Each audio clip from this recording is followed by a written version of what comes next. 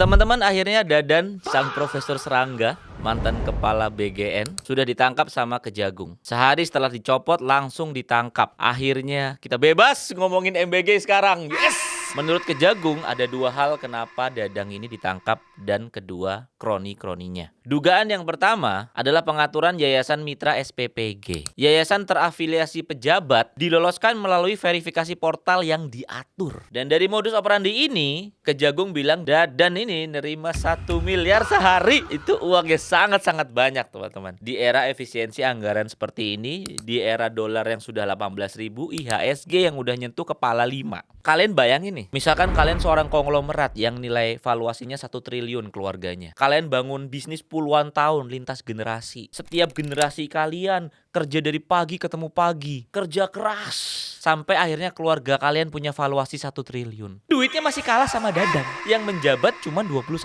bulan. Dengan hanya menjabat selama 21 bulan, kalau dikali 30 hari, kita include Sabtu Minggu deh. Ini kalau sehari 1 miliar ya, dia udah ngantongin 630 miliar. 1 tahun lebih, hampir 2 tahun, 630 miliar. Ngalah-ngalahin harta orang yang kerja dari pagi sampai pagi. Apalagi kita yang kerjanya biasa. Ini dugaan ya teman-teman, nanti akan dibuktikan di kejaksaan. Yang kedua adalah markup pengadaan barang. Nah ini yang menarik dan mau gue bahas hari ini. Daftar pengadaan yang disebut Kejagung gue bacain ya. 21.000 motor listrik senilai sekitar Rp 1 triliun, 31.000 tablet, 5.400 TV, 32.000 pasang sepatu.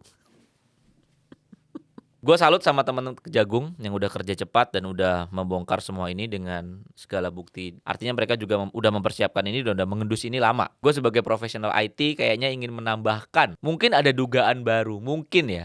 Mungkin ada kejanggalan dari segi IT juga. Dan banyak juga didiskus sama masyarakat, dibahas di mana-mana. Yaitu anggaran pengadaan IT dari BGN ini yang gak masuk akal. Di berita-berita totalnya mencapai 1,2 triliun. Tapi tidak ada transparansi sebenarnya itu tuh apa dan ngapain, buat apa, mana rincian datanya. Sebelum gue mereview website MBG, kita mau tahu dulu dong anggarannya. Kalau gue buka di inaprok.id, kalian bisa cari paket pencatatan non-tender. Non-tender ini artinya penunjukan langsung ya.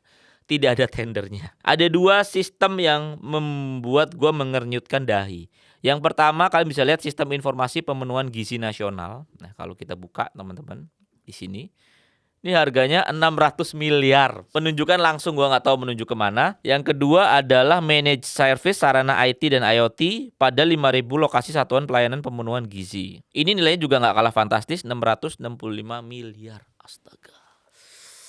Kalau gue baca beritanya, mungkin sering di framing orang jadinya 1,2 triliun. Mungkin ya, harus diverifikasi ulang data tersebut. Tapi yang gue lihat di Inaprok atau LPSE, ini seperti ini. Dan kalau kita lihat berita, Kepala BGN, izin Pak Dadan, pastikan transparansi IT dan gandeng Polri sebagai GovTech Indonesia. Mungkin menjadi partner ya dengan Polri ya, gue nggak tahu. Tapi intinya ada budget 1,2 triliun di situ dan penunjukan langsung. Nah menurut gue budget ini sangat besar. Ini setara dengan membuat Cortex yang mana skalanya juga nasional. Mungkin memang skalanya BGN juga nasional. Tapi 1,2 triliun itu bisa bangun Tokopedia loh. Bisa bangun Gojek dan Grab. Dan dalam kondisi sekarang banyak programmer kita banyak di layoff. Dan dengan adanya kucuran dana 1,2 triliun itu, di lapangan gue nggak melihat tuh programmer banyak kerjaan. Atau tiba-tiba pekerjaan programmer dibutuhkan banget karena mau membuat sistem yang sangat besar nilainya 1,2 triliun dan mereka berbondong-bondong di hire ke suatu perusahaan yang mengerjakan sistem tersebut. Nggak ada tuh. Jadi sebenarnya ini pengerjaan apa? Nah itu yang patut dan mungkin layak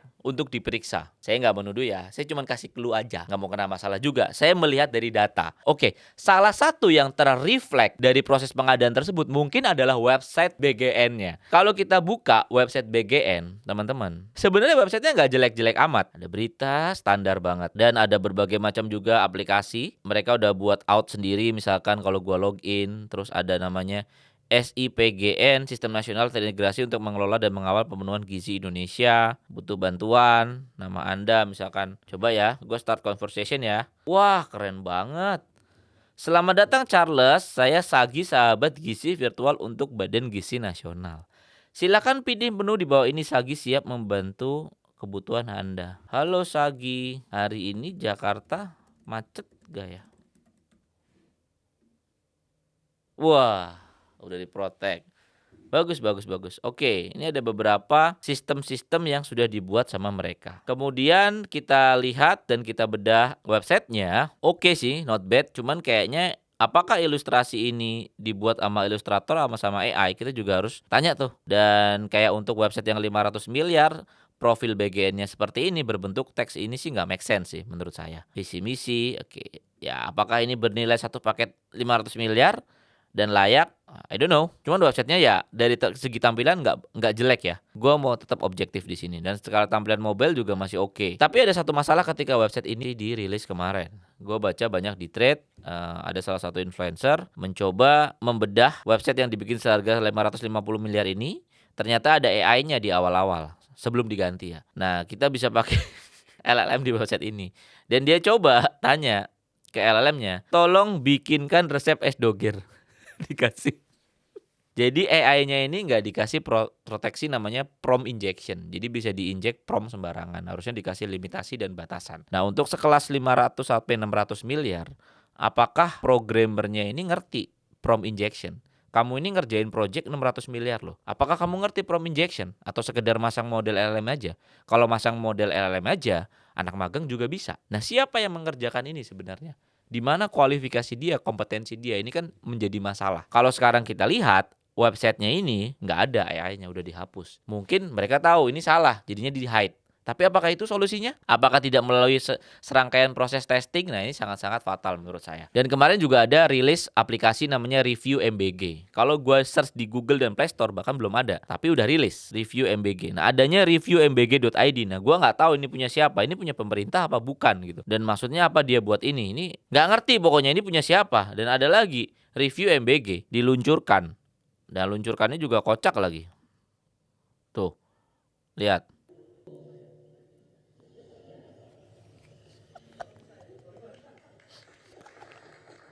Ya, ya. Sangat-sangat boomers peluncurannya.